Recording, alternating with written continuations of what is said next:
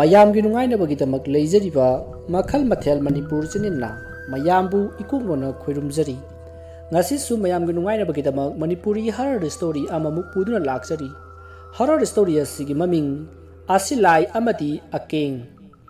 ꯋꯥꯔꯤ ꯑꯁꯤ ꯍꯤꯡꯂꯤꯕ ꯑꯃꯗꯤ ꯁꯤꯈ꯭ꯔꯕ ꯀꯅꯥꯒꯨꯝꯕꯤ ꯑꯃꯠꯇꯒ ꯃꯔꯤ ꯂꯩꯅꯖꯗꯦ ꯑꯏꯕꯅ ꯋꯥꯈꯜꯅ ꯁꯥꯒꯠꯆꯔꯒ ꯇꯥꯕꯤꯔꯤꯕꯁꯤꯡꯒꯤ ꯉꯥꯛ ꯄꯣꯊꯥꯅꯕꯒꯤꯗꯃꯛꯇ ꯁꯦꯝꯖꯕ ꯋꯥꯔꯤꯅꯤ ꯍꯧꯖꯤꯛ ꯃꯌꯥꯝꯗ ꯈꯨꯗꯣꯜ ꯇꯝꯖꯔꯤ ꯃꯅꯤꯄꯨꯔꯤ ꯍꯔꯔ ꯁ꯭ꯇꯣꯔꯤ ꯑꯁꯤꯂꯥꯏ ꯑꯃꯗꯤ ꯑꯀꯦꯡ ꯃꯇꯝꯗꯨ ꯏꯉꯥ ꯊꯥꯒ ꯑꯣꯏꯕꯒ ꯅꯣꯡꯁꯨ ꯐꯨꯗꯤꯠ ꯐꯨꯗ ꯆꯨꯔꯤ ꯑꯍꯤꯡꯒꯤ ꯃꯇꯝꯁꯨ ꯑꯣꯏꯕꯅ ꯇꯥꯏꯕꯪ ꯀꯅꯥ ꯑꯃꯠꯇ ꯍꯣꯏ ꯃꯥꯏ ꯍꯥꯏꯗ ꯏꯟꯗ꯭ꯔꯥꯗꯦꯕꯤ ꯏꯃꯥꯒꯤ ꯃꯇꯝꯕꯥꯛꯇ ꯅꯤꯡꯉꯥꯏꯗꯅ ꯇꯨꯝꯈꯨꯟ ꯇꯥꯅꯔꯤ ꯃꯔꯛꯇꯨꯗ ꯅꯣꯡꯖꯨ ꯈꯣꯜꯅ ꯅꯥꯎꯁꯨꯝ ꯑꯣꯏꯗꯨꯅ ꯅꯤꯡꯉꯥꯏꯗꯅ ꯇꯨꯝꯈꯨꯟ ꯇꯥꯅꯔꯤꯕ ꯑꯗꯨꯕꯨ ꯑꯃꯨꯛꯀ ꯍꯦꯟꯅ ꯁꯨꯝꯕꯤꯔꯤ ꯃꯇꯝ ꯑꯁꯤꯃꯛꯇꯗ ꯀꯅꯥꯒꯨꯝꯕ ꯍꯨꯔꯥꯟꯕ ꯑꯃꯅ ꯇꯨꯝꯂꯤꯕ ꯃꯤ ꯑꯃꯕꯨ ꯐꯃꯨꯡꯗꯒꯤ ꯊꯥꯡꯊꯔꯒ ꯃꯣꯝꯄꯥꯛ ꯍꯨꯈꯤꯕꯗ ꯈꯪꯂꯔꯣꯏꯗꯕ ꯍꯥꯏꯕꯗꯨ ꯑꯣꯏꯔꯤ ꯇꯟꯖꯥ ꯑꯗꯨꯗ ꯃꯌꯥꯝꯅ ꯂꯝꯕꯤ ꯐꯥꯡꯕꯤ ꯍꯥꯏꯔꯒ ꯈꯪꯅꯕ ꯂꯩꯔꯛ ꯑꯗꯨꯗ ꯀꯅꯥꯒꯨꯝꯕ ꯐꯤꯃꯨ ꯁꯦꯠꯄ ꯃꯤꯒꯤ ꯃꯑꯣꯡꯁꯨ ꯃꯥꯟꯕ ꯑꯃ ꯂꯦꯡꯂꯧ ꯆꯠꯂꯤ ꯑꯁꯨꯝꯅ ꯇꯞꯂꯤ ꯂꯦꯡ ꯆꯠꯂꯤꯕ ꯃꯤꯒꯤ ꯃꯑꯣꯡ ꯃꯥꯟꯕ ꯑꯗꯣ ꯊꯣꯡꯒꯥꯜ ꯑꯃꯗ ꯆꯪꯉꯛꯏ ꯑꯗꯨꯒ ꯊꯣꯡꯒꯥꯜ ꯑꯗꯨꯗꯒꯤ ꯍꯦꯛ ꯆꯪꯕꯗ ꯂꯩꯔꯤꯕ ꯌꯨꯝ ꯑꯗꯨꯒꯤ ꯊꯣꯡꯅꯥꯎ ꯑꯗꯣꯝꯗ ꯂꯥꯛꯂꯒ ꯑꯀꯦꯡ ꯍꯥꯏꯅ ꯀꯧꯔꯤ ꯃꯗꯨꯗ ꯀꯅꯥꯁꯨ ꯈꯨꯝꯂꯛꯇꯕ ꯑꯗꯨꯗ ꯑꯀꯦꯡꯕꯨ ꯀꯧꯔꯤꯕ ꯑꯗꯨꯅ ꯈꯜꯂꯤ ꯑꯩꯅ ꯑꯀꯦꯡꯕꯨ ꯑꯃꯨꯛꯇꯪ ꯐꯥꯔꯕꯗꯤ ꯍꯥꯏꯗꯅ ꯑꯁꯤꯂꯥꯏ ꯑꯩꯅ ꯃꯥꯕꯨ ꯇꯥꯟꯅꯔꯛꯂꯤꯕꯁꯤ ꯊꯥ ꯐꯥꯔꯛꯀꯗꯧꯔꯦꯁꯦ ꯑꯁꯣꯝꯗꯅ ꯃꯔꯣꯟ ꯑꯃ ꯖꯣꯝ ꯔꯥꯖꯅ ꯍꯟꯗꯛ ꯊꯥꯁꯤꯗ ꯑꯀꯦꯡ ꯄꯨꯔꯛꯇ꯭ꯔꯕꯗꯤ ꯑꯩꯒꯤ ꯑꯁꯤ ꯊꯋꯥꯏ ꯍꯣꯟꯕꯒꯤ ꯊꯕꯛ ꯑꯁꯤ ꯂꯧꯊꯣꯛꯀꯅꯤꯁꯨ ꯍꯥꯏꯔꯤ ꯑꯁ ꯃꯁꯤ ꯂꯧꯊꯣꯛꯂꯕꯗꯤ ꯑꯩꯒꯤ ꯅꯨꯄꯤ ꯑꯉꯥꯡꯗꯤ ꯆꯔꯥ ꯍꯦꯟꯕꯒꯤ ꯔꯣꯜ ꯑꯃꯨꯛ ꯂꯧꯕ ꯇꯥꯕꯅꯤꯅꯦ ꯑꯣ ꯍꯦ ꯇꯥꯏꯕꯪ ꯁꯦꯝꯕ ꯃꯄꯨ ꯅꯅꯥꯏ ꯑꯩꯉꯣꯟꯗ ꯍꯟꯗꯛ ꯇꯧꯕꯤꯔꯤꯕ ꯑꯁꯤꯕꯨ ꯀꯔꯤ ꯐꯤꯂꯝꯅꯣ ꯑꯩ ꯉꯥꯎꯔꯦ ꯑꯁꯨꯝꯅ ꯑꯁꯤꯂꯥꯏ ꯑꯗꯨꯅ ꯀꯞꯂꯤꯉꯩ ꯃꯥꯡꯒꯣꯜ ꯂꯣꯝꯗꯒꯤ ꯑꯀꯦꯡ ꯍꯣꯏꯒꯤ ꯌꯥꯝꯅ ꯁꯥꯊꯤꯕ ꯍꯨꯏ ꯑꯗꯣ ꯈꯣꯡꯂꯛꯏ ꯃꯗꯨꯗ ꯑꯁꯤꯂꯥꯏꯗꯣ ꯏꯃꯩ ꯄꯦꯝꯕ ꯍꯥꯏꯅ ꯈꯪꯄ꯭ꯔꯦꯛ ꯈꯪꯅ ꯆꯣꯡꯊꯣꯔꯛꯄꯗ ꯈꯣꯡꯐꯝ ꯆꯥꯍꯧꯗꯗꯨꯅ ꯗꯥꯔꯤꯗꯒꯤ ꯃꯈꯥꯗ ꯇꯥꯁꯤꯜꯂꯤ ꯅꯣꯡ ꯀꯟꯅ ꯇꯥꯕꯒꯤ ꯂꯩꯈꯣꯝ ꯃꯔꯛ ꯑꯗꯨꯗ ꯊꯔꯣ ꯑꯣꯜꯂꯕꯅꯤꯅ ꯃꯁꯥ ꯑꯗꯣ ꯂꯩꯈꯣꯝ ꯂꯩꯅꯥꯡ ꯉꯥꯛꯇ ꯇꯩꯔꯤ ꯇꯥꯟꯖꯥ ꯑꯗꯨꯗ ꯁꯣꯔꯥꯠ ꯁꯣꯟꯗ꯭ꯔꯤꯕ ꯊꯋꯥꯏ ꯑꯃꯅ ꯎꯊꯣꯛꯈ꯭ꯔꯦ ꯃꯗꯨ ꯎꯕꯗ ꯊꯋꯥꯏ ꯑꯗꯨꯗꯤ ꯁꯤꯊ ꯅꯣꯛꯂꯤ ꯊꯋꯥꯏ ꯑꯗꯨꯅ ꯅꯣꯛꯄ ꯑꯗꯨꯗ ꯑꯁꯤꯂꯥꯏꯅ ꯁꯥꯎꯗꯨꯅ ꯃꯥꯅ ꯄꯥꯏꯔꯤꯕ ꯆꯩ ꯑꯗꯨꯅ ꯀꯟꯒꯦ ꯇꯧꯕꯗꯒꯤ ꯊꯋꯥꯏ ꯑꯗꯣ ꯑꯃꯨꯛ ꯆꯠꯈ꯭ꯔꯦ ꯃꯇꯝ ꯑꯗꯨꯗ ꯑꯁꯤꯂꯥꯏꯁꯨ ꯇꯟꯗꯦ ꯃꯥꯟꯗꯦ ꯊꯣꯡꯒꯥꯜꯂꯣꯝꯗ ꯊꯣꯔꯛꯏ ꯅꯣꯡꯁꯨ ꯇꯥꯕ ꯂꯦꯞꯇꯦ ꯉꯁꯥꯏ ꯃꯍꯥꯛꯅ ꯆꯪꯂꯛꯄꯗꯗꯤ ꯍꯨꯏ ꯑꯃꯠꯇ ꯈꯣꯡꯗꯕꯅꯤ ꯑꯗꯨꯕꯨ ꯍꯟꯗꯛ ꯃꯍꯥꯛꯅ ꯊꯣꯛꯈꯤꯕ ꯑꯁꯤꯗꯗꯤ ꯍꯨꯏꯁꯤꯡꯅ ꯀꯞꯄ ꯑꯃꯗꯤ ꯈꯣꯡꯕ ꯀꯌꯥ ꯇꯧꯔꯛꯏ ꯃꯗꯨꯗ ꯑꯁꯤꯂꯥꯏꯅ ꯍꯟꯅ ꯌꯦꯡꯂꯝꯗꯅ ꯊꯣꯡꯒꯥꯜꯂꯣꯝꯗ ꯊꯣꯛꯈꯤꯒꯦ ꯇꯧꯕꯗ ꯑꯀꯦꯡꯗꯨ ꯃꯄꯥꯟꯗ ꯍꯨꯏ ꯈꯥꯝꯕ ꯑꯣꯏꯅ ꯆꯩꯇꯨꯞ ꯑꯃ ꯄꯥꯏꯔꯒ ꯊꯣꯔꯛꯏ ꯑꯗꯨꯒ ꯍꯨꯔꯥꯟꯕꯒ ꯆꯪꯕ ꯖꯥꯠꯂꯥ ꯍꯥꯏꯅ ꯌꯦꯡꯉꯤ ꯑꯁꯨꯝꯅ ꯑꯀꯦꯡꯅ ꯊꯣꯔꯛꯄ ꯑꯗꯨ ꯎꯕꯗ ꯑꯁꯤꯂꯥꯏꯅ ꯃꯁꯤꯗꯤ ꯇꯥꯟ ꯆꯥꯔꯦ ꯍꯥꯏꯗꯨꯅ ꯁꯨꯠ ꯂꯥꯎꯅ ꯃꯥꯡꯂꯒ ꯑꯀꯦꯡꯒꯤ ꯃꯅꯥꯛꯇ ꯌꯥꯝꯅ ꯑꯀꯤꯕ ꯁꯛꯇꯝ ꯑꯃꯗ ꯈꯪꯂꯦꯞ ꯂꯦꯞꯄꯤ ꯃꯗꯨ ꯎꯕꯗ ꯑꯀꯦꯡꯅ ꯍꯨꯔꯥꯟꯕ ꯆꯪꯉꯦ ꯍꯥꯏꯅ ꯂꯥꯎꯔꯒ ꯃꯥꯅ ꯄꯥꯏꯔꯤꯕ ꯆꯩꯇꯨꯞ ꯑꯗꯨꯅ ꯀꯣꯏꯍꯥꯏ ꯍꯥꯏꯔꯛꯏ ꯃꯥꯅ ꯑꯗꯨꯝꯅ ꯂꯥꯎꯕꯗꯒꯤ ꯏꯃꯨꯡꯒꯤ ꯃꯤꯁꯤꯡ ꯑꯗꯨꯁꯨ ꯂꯣꯏꯅ ꯆꯦꯟꯊꯣꯛꯅꯔꯛꯂꯤ ꯃꯗꯨꯗ ꯑꯁꯤꯂꯥꯏꯅ ꯃꯁꯤꯗꯤ ꯌꯥꯔꯔꯣꯏ ꯈꯪꯗꯨꯅ ꯃꯍꯥꯛ ꯃꯐꯝ ꯑꯗꯨꯗꯒꯤ ꯃꯥꯡꯈ꯭ꯔꯦ ꯃꯁꯤꯗꯒꯤ ꯑꯁꯤꯂꯥꯏꯗꯨ ꯂꯝꯕꯤ ꯐꯥꯡꯕꯤ ꯂꯩꯔꯛꯇ ꯄꯔꯞ ꯂꯥꯛꯂꯒ ꯑꯀꯦꯡ ꯍꯣꯏꯒꯤ ꯌꯨꯝꯗ ꯌꯦꯡꯉꯤ ꯑꯗꯨꯒ ꯈꯜꯂꯤ ꯀꯔꯤꯅꯣ ꯑꯩꯅ ꯇꯧꯒꯗꯧꯔꯤꯕꯁꯤꯕꯨ ꯅꯠꯇꯦ ꯃꯥꯒꯤ ꯑꯀꯦꯡ ꯍꯥꯏꯕ ꯃꯤ ꯃꯔꯨꯈꯥꯛ ꯑꯁꯤꯕꯨ ꯃꯪꯂꯥꯛꯅꯔꯒ ꯍꯥꯠꯂꯣ ꯍꯥꯏꯗꯅ ꯖꯣꯝ ꯔꯥꯖꯅ ꯇꯥꯛꯄꯤꯔꯤ ꯑꯗꯨ ꯃꯥꯗꯤ ꯑꯍꯤꯡꯁꯨ ꯇꯨꯝꯗꯦ ꯄꯨꯡ 2-3 ꯇꯥꯔ ꯐꯥꯎꯕ ꯒꯦꯝ ꯁꯥꯟꯅꯔꯒ ꯑꯗꯨꯝ ꯂꯩꯅꯦ ꯁꯤꯗꯕꯨ ꯀꯅꯥꯅ ꯃꯊꯥ ꯁꯥꯔꯣꯏꯗꯣꯏꯅꯣꯕ ꯑꯩꯁꯨ ꯃꯥ ꯑꯗꯨꯝ ꯁꯦꯟꯅꯔꯒ ꯂꯩꯕꯗꯤ ꯌꯥꯗꯕꯅꯤꯅ ꯑꯇꯣꯞꯄ ꯊꯕꯛ ꯃꯌꯥꯝ ꯑꯃ ꯆꯠꯂꯤꯕꯅꯤ ꯑꯩꯅ ꯍꯜꯂꯛꯄꯗꯗꯤ ꯃꯥꯗꯤ ꯇꯨꯏꯁꯟ ꯆꯠꯂꯤꯅꯤ ꯁ꯭ꯀꯨꯜ ꯆꯠꯂꯤꯅꯤ ꯍꯥꯏꯗꯅ ꯑꯃꯨꯛ ꯇꯧꯔꯤꯕꯅꯤ ꯄꯤꯛꯂꯕꯅꯤꯗ ꯑꯁꯨꯝꯅ ꯈꯟꯅ ꯑꯁꯤꯂꯥꯏꯗꯣ ꯃꯥꯡꯈ꯭ꯔꯦ ꯅꯣꯡꯁꯨ ꯇꯥꯔꯤ ꯈꯥꯛꯄ ꯂꯥꯎꯕꯁꯨ ꯂꯦꯞꯇꯦ ꯑꯀꯦꯡꯒꯤ ꯌꯨꯝꯒꯤ ꯑꯀꯣꯏꯕꯗ ꯍꯨꯏꯅ ꯀꯞꯂꯝꯕ ꯑꯃꯗꯤ khonglamba adusu loina tumin laikhrei masidagi ahingi matam loiduna nong tapna ngalakli nong hek nganbaga aking tu mai mamit parap taraga mafi loisalli aduga magi bike ado thauduраklaga chatkhri maruda akingi mapana akingi mamada hai karino asina nong nganba ngamdakhai pai krishna as khangde magi wabu ngangure mana thokpa ma hekta khumi mapagi masani dana ai mapai masana tine asidi mamagi masani ne aking sibu aina pokpro yare wase mari makuk jokidore aking ki wari se to nasanupi go pham dubu kamdobagi adu suingonda muk tarabra ai sengam ta leti natini ama phangi aingonda ai sibu paisa saba haiba mi ro haiba ai khangde ai dine nasanupi ki maramda amata hairakanu ko haima adu mane lethokpadi kadai ri yaradake nati tawduriba sibu phagi ra haiba adudi aina ngasai dake ngangli ba sidi phanaira ha phanairo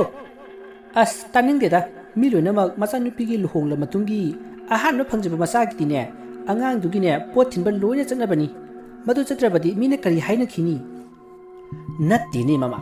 nasanupi dubu angang ama yawre kaina hari basibu nati mana luhong kibudubu sahi pharabani aima kai wanoda mina taraga dubu karina haina khandurige ho nasanupi akhatpi ma palobuduna ne luhong khibase sahi ani phadorabani kai kan ngausindarino aigi marup siban hai khibadu sumkhreda marup yum palabadi nupi gi angang gi matha mai hongna saradabani angang pilingai sen macha gi matha sagani madagi nasa chawsil lagana luhong khongdong bagi achau matha aduna yum palunu hairambado sumkhreda ko marup haima mama ainadi inakta lay haidana chabi ngangli aduga leramjene hai mama ho maninda kon phingriye maninda lao hai yare kon do dum phengo ai nong khara hanglingai sida labuk ta mukta chalokige ai nasanupa keng laklabati phram da mukta kummo hayuko asumna lauram laga akengi mapadu labuk romda chatkhri aduga akengi mamasu yumgi kulik wairam singhori somdana akengdu thainagi aribe yum mamagi thongkhalda mage gari ado chaujillai aduga yum aduge sumangta khami matam aduda lamba jaw ado mapanda parap tholai aduga akeng nangore airi kanano oi khoi gi thongkhalda tractor khoriba sibo haidana lowlinge thoroklebani ado thongkal se puthabata khu yore khangabadi gari du lamjaw du khamlambai payai dana nangsu kayo de ipu amaibagi wadu taba yadada nui lekai gi khuram mayam sida gari silabjaw ga thanamadi thorokpada leramdro natti leramdraga ipu amaibana singbigero yare bo nangna ne laibase karigino adu hayo hoine adu mani ipuna nemtharadi aisu harawre asi hairaga akingdu amaiba lamba jaw ki mangolda parap kakhalai aduga thariba chakri aduda phammi aduga hairi ipu asilaido ngarangsu aina gim sadari de labi thongnawdagi kaurami adu kamai tawsige aina haidro sodina lakani tumba yade haidana hai aduga ai wa ma haige horen nangna yummi jorga nangi mana phram da kumu sodina hairakani maruda nangna tawdabase hai napagi khu yoba but ama leidaine hoi leipu adu tonglaga chalu hallo hoi pu adudi ai amuk chalukhige ai ngai khune ai gi dakhina piramdri nei ikaw sinnaradana ipu ai ta sinna kawni he sipu lupa chawnga sida leire asumna akingdu amaiba lamba jawda lupa chawnga piraga thoraklei mana thorakpada amaiba lamba jawgi thongal ado amukasu leinang sananai khairamlei asumna akingdu mayumda halakhi somdana asilaidu yamna matha sana uamagi asoba masa amada phamlaga leiri tanza aduda baitrani lanba laiatu lakli aduga asilaidu wansilaga asilai kari tawre aduk thawai wan ubadi natti aruba se changa tahorabro ꯃꯊꯥꯅ ꯃꯊꯥ ꯁꯥꯕꯅꯦ ꯅꯪꯅ ꯑꯩꯒꯤ ꯏꯅꯥꯛꯁꯤꯗ ꯂꯥꯛꯏꯁꯤꯕꯨ ꯅꯪꯒꯤ ꯇꯨꯔꯦꯜ ꯂꯥꯟꯊꯣꯛ ꯂꯥꯟꯁꯤꯟꯒꯤ ꯊꯕꯛꯇꯨꯗ ꯊꯋꯥꯏ ꯑꯃꯠꯇ ꯂꯥꯛꯇ꯭ꯔꯕ꯭ꯔꯣ ꯍꯩ ꯁꯥꯎꯒꯗꯕ ꯑꯣꯏꯅ ꯁꯥꯎꯗ꯭ꯔꯗꯅ ꯃꯥꯅꯒ ꯁꯥꯎꯖꯤꯜꯂꯛꯏ ꯑꯩꯅ ꯂꯥꯛꯏꯁꯦ ꯖꯣꯝꯔꯥꯖꯀꯤ ꯑꯔꯨꯕ ꯄꯥꯎ ꯑꯃ ꯄꯨꯔꯛꯇꯨꯅ ꯂꯥꯛꯂꯤꯕꯅꯤ ꯅꯪꯅ ꯊꯋꯥꯏ ꯑꯃꯠꯇ ꯄꯨꯔꯛꯇ꯭ꯔꯕꯅꯤꯅ ꯑꯩꯗꯤ ꯀꯗꯥꯏꯗꯒꯤ ꯊꯋꯥꯏꯗꯣ ꯍꯣꯟꯗꯣꯏꯁꯤꯕꯣ ꯅꯪꯒꯤ ꯑꯣꯏꯅ ꯍꯣꯟꯗꯧ ꯉꯥꯏꯔꯦ ꯀꯩꯅꯣ ꯍꯥꯏꯁꯤꯕꯣ ꯖꯣꯝꯔꯥꯖꯅ ꯑꯩꯕꯨ ꯁꯁꯄꯦꯟ ꯇꯧꯅꯤꯒ ꯍꯥꯏꯕ꯭ꯔꯣ ꯈꯪꯗꯦ ꯌꯥꯝ ꯊꯨꯅ ꯂꯥꯎ ꯍꯥꯏꯍꯧꯕꯅꯤ ꯆꯔꯥ ꯍꯦꯟꯕꯗꯤ ꯁꯣꯏꯗ꯭ꯔꯦ ꯕꯣꯟꯙꯨ ꯑꯩꯗꯤ ꯃꯥꯒꯤ ꯑꯀꯦꯡ ꯍꯥꯏꯕ ꯀꯦꯛꯊꯛ ꯀꯦꯡꯕ ꯈ꯭ꯔꯪ ꯂꯥꯎꯕꯗꯨ ꯍꯥꯠꯅꯅꯕ ꯁꯤꯟꯅꯔꯤꯉꯩꯗ ꯁꯣꯝꯗ ꯊꯕꯛ ꯀꯥꯏꯔꯦꯗꯅ ꯐꯩ ꯉꯁꯤꯒꯤ ꯅꯨꯃꯤꯠꯇ ꯃꯥꯕꯨ ꯑꯩꯅ ꯁꯣꯏꯗꯅ ꯍꯥꯠꯀꯅꯤ ꯚꯥꯏ ꯁꯨꯃꯥꯏꯅ ꯇꯧꯔꯣ ꯖꯣꯝꯔꯥꯖꯇꯅꯦ ꯑꯁꯤ ꯂꯥꯏꯗꯣ ꯌꯨ ꯐꯨꯟ ꯉꯥꯎꯔꯒ ꯇꯥꯔꯒ ꯂꯩꯍꯧꯔꯦ ꯑꯗꯨꯅ ꯍꯣꯔꯦꯟ ꯑꯍꯤꯡ ꯑꯣꯏꯅ ꯂꯥꯛꯀꯦ ꯑꯗꯨꯒ ꯊꯕꯛ ꯂꯦꯞꯄꯒꯤ ꯃꯔꯝꯁꯨ ꯍꯥꯏꯔꯒꯦ ꯍꯥꯏꯅ ꯈꯔ ꯇꯝꯕꯤꯔꯣ ꯌꯥꯒꯗ꯭ꯔꯅꯦ ꯌꯥꯅꯤ ꯑꯩꯅ ꯊꯣꯛꯄ ꯍꯣꯔꯦꯟ ꯂꯥꯛꯂꯒ ꯍꯥꯏꯅꯔꯒꯦꯕ ꯐꯔꯦ ꯄꯥꯊꯧꯅꯕꯨ ꯌꯥꯅꯤ ꯍꯥꯏꯔꯕꯗꯤ ꯐꯔꯦ ꯑꯗꯨꯗꯤ ꯑꯩ ꯆꯠꯂꯦ ꯑꯁꯤ ꯍꯥꯏꯗꯨꯅ ꯕꯩꯇꯔꯅꯤ ꯂꯥꯟꯕ ꯂꯥꯏ ꯑꯗꯣ ꯆꯠꯈ꯭ꯔꯦ ꯃꯁꯤꯗꯒꯤ ꯑꯁꯤ ꯂꯥꯏꯅ ꯐꯩ ꯈꯪꯒꯅꯤ ꯃꯥꯒꯤ ꯑꯀꯦꯡ ꯍꯥꯏꯕ ꯄꯦꯇꯋꯥ ꯃꯆꯥꯗꯨ ꯉꯁꯤꯗꯤ ꯁꯣꯏꯗꯅ ꯍꯥꯠꯂꯒꯦ ꯈꯜꯂꯗꯨꯅ ꯇꯥꯡꯖꯂꯤꯟ ꯑꯃ ꯑꯣꯜꯂꯒ ꯑꯀꯦꯡꯒꯤ ꯐ꯭ꯔꯥꯝꯗ ꯑꯀꯦꯡꯕꯨ ꯉꯥꯏꯗꯨꯅ ꯂꯩꯔꯤ ꯁꯣꯝꯗ ꯑꯀꯦꯡꯁꯨ ꯌꯨꯝ ꯌꯧꯔꯤ ꯃꯗꯨꯗ ꯃꯃꯥꯅ ꯐ꯭ꯔꯥꯝꯗ ꯀꯨꯝꯅꯅꯕ ꯍꯥꯏꯔꯛꯄꯗꯒꯤ ꯐ꯭ꯔꯥꯝꯗ ꯀꯨꯝꯅꯅꯕ ꯂꯣꯏꯁꯤꯜꯂꯛꯏ ꯃꯁꯤꯗꯒꯤ ꯃꯍꯥꯛ ꯈꯣꯡꯎꯞ ꯕꯨꯠ ꯇꯣꯡꯁꯤꯟꯗꯨꯅ ꯐ꯭ꯔꯥꯝ ꯂꯣꯝꯗ ꯂꯥꯛꯂꯤ ꯑꯁꯨꯝꯅ ꯃꯈꯨꯠꯇ ꯑꯆꯧꯕ ꯆꯩꯁꯥꯡ ꯑꯃ ꯄꯥꯏꯗꯨꯅ ꯐ꯭ꯔꯥꯝ ꯂꯣꯝꯗ ꯑꯁꯨꯝ ꯂꯥꯛꯄꯗ ꯈꯔ ꯁꯣꯡꯕ ꯖꯒꯥ ꯑꯃ ꯌꯧꯔꯛꯄꯗ ꯈꯪꯍꯧꯗꯅ ꯂꯤꯜ ꯑꯃ ꯆꯣꯡꯁꯤꯜꯂꯛꯇꯨꯅ ꯑꯀꯦꯡꯒꯤ ꯃꯈꯣꯡꯗ ꯆꯤꯛꯅꯅꯕ ꯍꯣꯠꯅꯔꯛꯏ ꯑꯗꯨꯕꯨ ꯑꯀꯦꯡꯗꯤ ꯕꯨꯠ ꯇꯣꯡꯕꯅꯤꯅ ꯀꯔꯤꯃꯠꯇ ꯁꯣꯛꯍꯧꯗ꯭ꯔꯦ ꯃꯗꯨꯗ ꯑꯀꯦꯡꯅ ꯂꯤꯟꯅꯤꯅꯦ ꯍꯥꯏꯗꯨꯅ ꯃꯥꯅ ꯄꯥꯏꯔꯛꯄ ꯆꯩꯁꯥꯡ ꯑꯗꯨꯅ ꯂꯤꯟ ꯑꯗꯨꯗ ꯇꯥꯅ ꯀꯟꯊꯔꯝꯃꯤ ꯑꯀꯦꯡꯗꯤ ꯇꯁꯦꯡꯅ ꯂꯤꯟ ꯑꯗꯣ ꯑꯁꯤ ꯂꯥꯏꯅ ꯑꯣꯜꯂꯤꯕꯅꯤ ꯍꯥꯏꯕ ꯈꯪꯖꯕ ꯅꯠꯇꯦ ꯑꯗꯨꯅ ꯂꯤꯟ ꯑꯗꯣ ꯍꯥꯠꯇꯣꯛꯂꯒꯦ ꯈꯟꯗꯨꯅ ꯇꯥꯅ ꯃꯥꯅ ꯄꯥꯏꯔꯤꯕ ꯆꯩ ꯑꯗꯨꯅ ꯀꯟꯊꯔꯛꯈꯤ ꯃꯁꯤꯗꯒꯤ ꯂꯤꯟ ꯑꯗꯣ ꯉꯥꯎꯅ ꯐꯩꯅ ꯐꯩꯔꯦꯡ ꯇꯨꯔꯦꯡ ꯆꯦꯜꯂꯝꯂꯒ ꯃꯐꯝ ꯈꯪꯗꯅ ꯃꯥꯡꯈ꯭ꯔꯦ ꯃꯗꯨꯗ ꯑꯀꯦꯡꯅ ꯃꯐꯝ ꯑꯗꯨꯋꯥꯏꯗ ꯀꯣꯏꯊꯤ ꯊꯤꯕ ꯌꯥꯕ ꯊꯤꯔꯝꯂꯒ ꯃꯍꯥꯛꯁꯨ ꯃꯥꯒꯤ ꯐ꯭ꯔꯥꯝ ꯑꯗꯨꯗ ꯂꯩꯔꯤꯕ ꯉꯥꯁꯤꯡ ꯑꯗꯣ ꯃꯆꯤꯟꯖꯥꯛ ꯊꯥꯕ ꯍꯧꯈ꯭ꯔꯦ ꯁꯣꯝꯗꯅ ꯑꯁꯤ ꯂꯥꯏꯗꯣ ꯃꯊꯥ ꯌꯥꯝꯅ ꯁꯥꯔꯤ ꯃꯥꯅ ꯇꯧꯕ ꯈꯨꯗꯤꯡ ꯃꯥꯏꯊꯤꯗꯨꯅꯇ ꯂꯩꯔꯤꯕ ꯑꯁꯤ ꯑꯃꯥꯏꯕ ꯑꯗꯨꯅ ꯊꯣꯛꯍꯜꯂꯤꯕꯅꯤ ꯍꯥꯏꯕ ꯃꯍꯥꯛ ꯈꯪꯉꯤ ꯑꯗꯨꯕꯨ ꯑꯃꯥꯏꯕ ꯑꯗꯨꯒꯤ ꯁꯤꯕꯒꯤ ꯃꯇꯝꯗꯤ ꯋꯥꯠꯂꯤꯕꯅꯤꯅ ꯑꯃꯥꯏꯕ ꯑꯗꯨꯒꯤ ꯊꯋꯥꯏꯗꯤ ꯄꯨꯕ ꯌꯥꯗ꯭ꯔꯤ ꯃꯔꯝ ꯑꯗꯨꯅ ꯑꯃꯥꯏꯕ ꯑꯗꯨꯅ ꯑꯀꯦꯡꯕꯨ ꯉꯥꯛꯇꯨꯅ ꯊꯝꯕꯗ ꯑꯁꯤ ꯂꯥꯏꯅ ꯀꯔꯤꯃꯠꯇ ꯇꯧꯕ ꯉꯝꯗ꯭ꯔꯤꯕꯅꯤ ꯃꯁꯤꯗꯒꯤ ꯑꯁꯤ ꯂꯥꯏꯗꯣ ꯐꯝꯅ ꯋꯥꯈꯜ ꯑꯃ ꯇꯧꯔꯤ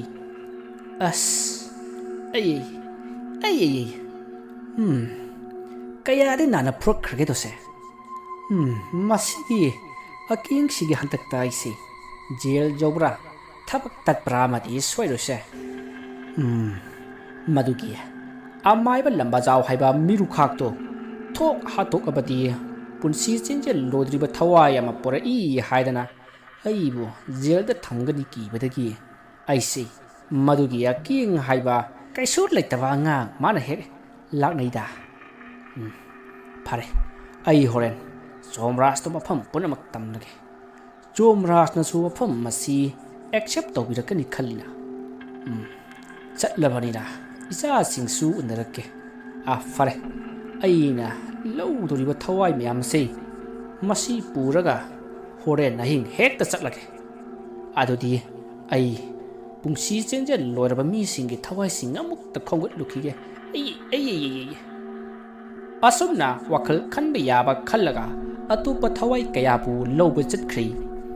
ꯅꯨꯃꯤꯠ ꯑꯗꯨꯒꯤ ꯑꯍꯤꯡꯒꯤ ꯃꯇꯝꯅꯤ ꯑꯀꯦꯡꯒꯤ ꯂꯩꯀꯥꯏꯗ ꯂꯩꯕ ꯃꯧ ꯅꯍꯥ ꯑꯃ ꯑꯉꯥꯡ ꯎꯅꯕꯗ ꯃꯃꯥ ꯃꯆꯥ ꯄꯨꯟꯅ ꯂꯩꯈꯤꯗ꯭ꯔꯦ ꯍꯥꯏꯗꯨꯅ ꯀꯞꯅ ꯂꯥꯎꯅꯔꯝꯃꯤ ꯃꯗꯨ ꯇꯥꯕꯗ ꯑꯀꯦꯡꯗꯤ ꯃꯥꯕꯨ ꯂꯧꯕ ꯂꯥꯛꯄ ꯑꯁꯤꯂꯥꯏ ꯑꯗꯨꯅ ꯃꯉꯣꯟꯗ ꯇꯥꯏꯅꯕ ꯉꯝꯗ꯭ꯔꯗꯨꯅ ꯀꯩꯁꯨ ꯈꯪꯖꯗꯕ ꯃꯃꯥ ꯃꯆꯥ ꯑꯁꯤꯕꯨ ꯑꯣꯏꯅ ꯍꯥꯠꯄꯤꯔꯦ ꯈꯟꯗꯨꯅ ꯌꯥꯝꯅ ꯅꯨꯡꯉꯥꯏꯖꯔꯝꯗꯦ ꯑꯗꯨꯒ ꯃꯁꯥꯗ ꯑꯀꯤꯕꯁꯨ ꯐꯥꯎꯔꯝꯃꯤ ꯃꯁꯤꯗꯒꯤ ꯃꯍꯥꯛꯅ ꯅꯣꯡ ꯍꯦꯛ ꯉꯥꯟꯕꯒ ꯑꯃꯥꯏꯕ ꯂꯝꯕꯥꯖꯥꯎꯒꯤ ꯃꯅꯥꯛꯇ ꯆꯠꯀꯦ ꯍꯥꯏꯅ ꯈꯟꯈ꯭ꯔꯦ ꯁꯣꯝꯗꯅ ꯑꯁꯤꯂꯥꯏꯗꯨ ꯂꯩꯔꯤꯕꯥꯛꯂꯣꯝꯗ ꯑꯁꯤꯕ ꯊꯋꯥꯏ ꯃꯌꯥꯝ ꯑꯃ ꯄꯨꯗꯨꯅ ꯂꯥꯛꯂꯤ ꯑꯗꯨꯒ ꯅꯤꯡꯉꯥꯏꯅ ꯇꯨꯝꯗꯨꯅ ꯂꯩꯔꯤꯕ ꯕꯩꯇꯔꯅꯤ ꯂꯥꯟꯕ ꯂꯥꯏ ꯑꯗꯨꯒꯤ ꯃꯅꯥꯛꯇ ꯆꯪꯁꯤꯜꯂꯛꯑꯒ ꯍꯣꯏ kaya nungana tumino yenguni mase aina somda kokse maikhu kadna lakli aduga mana oi oi tabro masi khupak sina thajingeda asi hairaga hasilaina magi saru sayang ngakta ngairaba sairong manba khubak aduna haidna thajali maruda baitrani lanba lai ato khangprek khangna hawgalai maruda silaina karisu tawkhidaba bugum ai kedore ha kedorage as asilai aidi mangama mangloredana mangni adu kedoraba makha kedorage aduda aingonda maida khupanga tharaminine as hoise farese aina porokliba thawai mayam sei masi amta hira thokchi e karino ne patho asuk jangraba thawai mayam sibu amukta karamna hi hongadoribno saruk ahum tholaga saruk amamam honba tab hoine nangna phanaba tawro ado aigidi ahan bagi chatpaduda ijaw thaba yadi ai jomras ki banglo da changadoribani asumna asilai amati baitrani lanba lai ani do wari sanaraba matung asiba thawai kharaga punna baitrani torela do lanthorakli wangmagi torbal jawrabada asilaina maga loina lekliba asi thawai khara aduga punna jomras ki manak tamna lakli aduga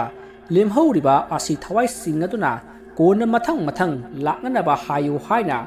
baitrani lanba lai aduda sinakhri asumna lakpana asilai amati maga laknaba asi thawai singada jomras ki konung adu jawri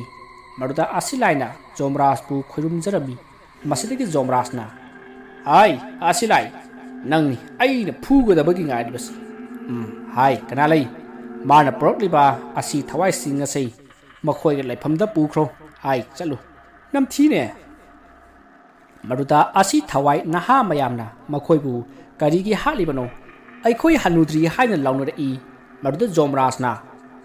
hai madudi nakhoi gi tawjuruba mamang mapuki papna punsi chengchen tenbaniko a chalu jomras ni wa adu tabata aking ki lekai de leiba maungna ha ama masaga punna sirakhiba aduna songthoroklaga kari haiba jomras nangi wado nawa logdi hoi phari ai budi punsi chengchen tenbagini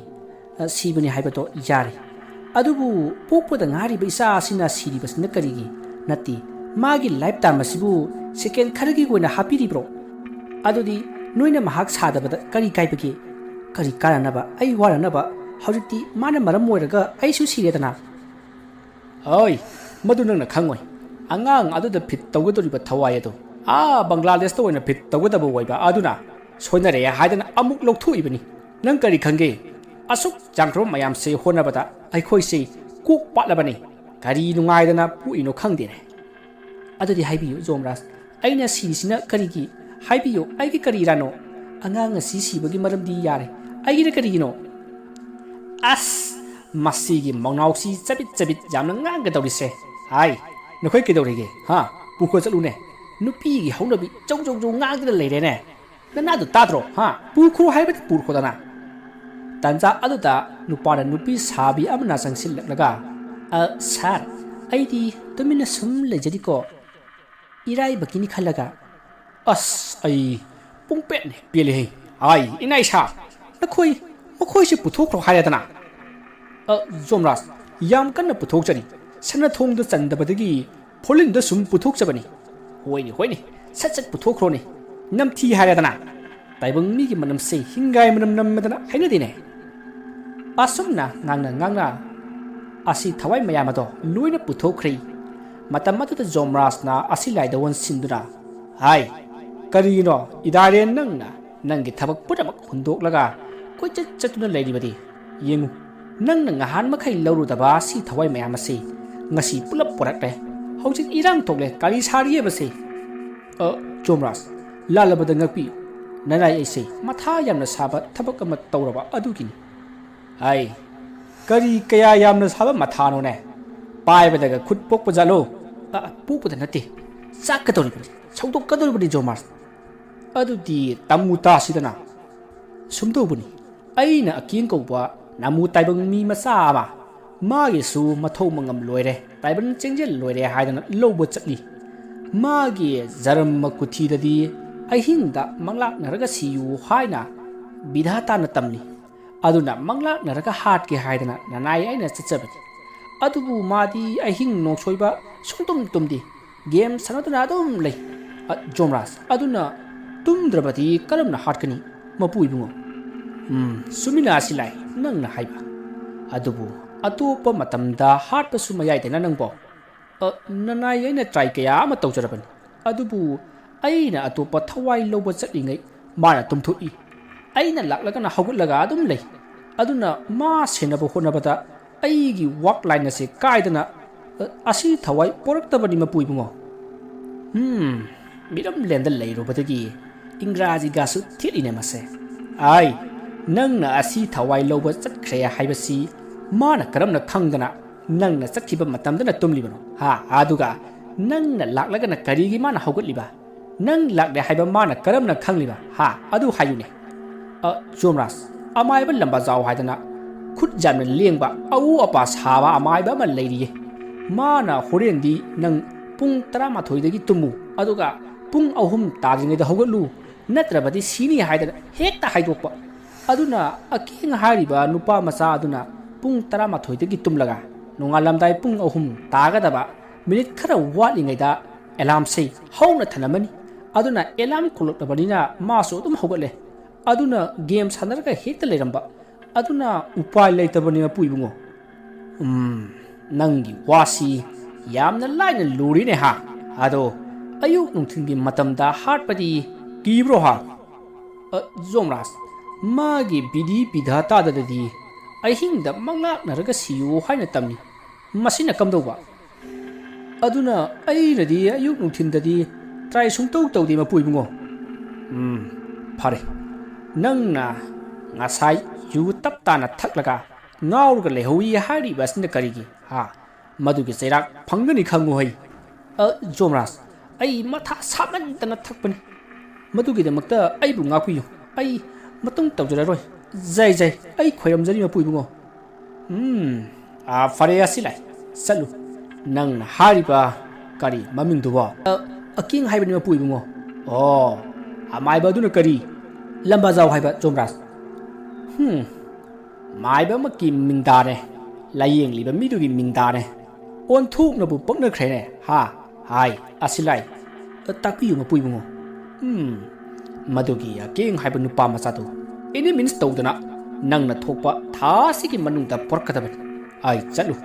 nang aking puraga lauko phagani jomras ai chachare asi haiduna asilai do jomras ki konungdagi thorakle aduga lambi de chana khalli aisi yumda ngasi nonini leirurage aduga taibang malemda amuk hallaga sintha panurage madugi aking haibuda aina tangjilin olaga siklaga mana naduna leihange aduga mana anaba ama woina leiraga ahingda tumlingaida manglak naraga hatke khallubani hek jadeda asomna khanna khata lakpana magi mayum yori masiragi magi nupi angang singa unaduna wari watai kaya saduna leminna khre somdana kamdori nong hek nganbaga akingdo magi mapu amaiba aduge manakta lakli aduga mapu amaiba aduda ngarang aikhoi ki lekaida mauna ha ama angang unabada angang punna leikhidrei madu asilaina aibu hatpa ngamdabadagi lekaida oina tainari bra haina hangi maruda mapu aduna yamna kupna karigumba khara jinglaga ngasidagi nong nini gi manungta migi asibagi mako ki saru ama poru natrabadi nang hapta asida sodina siragani mauna ha aduna siribatu nanga karimata mari leinade haina hairakle maruda akinga kari mi asibagi sarugi mako adudi a khonang thabada hairuro kaya da machung patna jiba ngang no ne mase nati pu aina aibadi matu ki thabak tudi ahaiba amaiba ipu khoi khaktana ngamgada thabak ni haijabani da khangde mi asibagi mako ke saru poru wa loire ai chaladra haladro ipu ai matha sage tawida ai hojiki di chalage wakhal khalukhige aduga amuk lake